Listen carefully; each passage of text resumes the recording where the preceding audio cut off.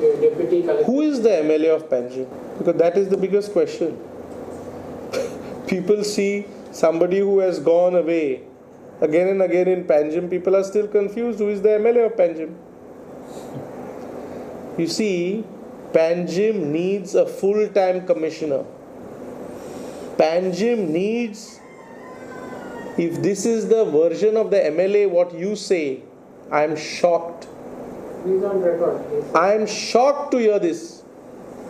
Panjim, if you want to put development of Panjim on the fast track, and if you want to ensure good civic amenities and good facilities to the citizens, and you want to ameliorate the problems, then a full-time commissioner is a must.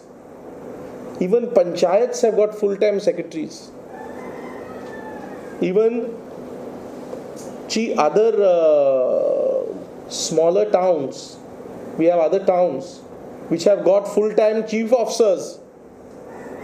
And MLA says that is not required. I don't know, you say so. I am shocked.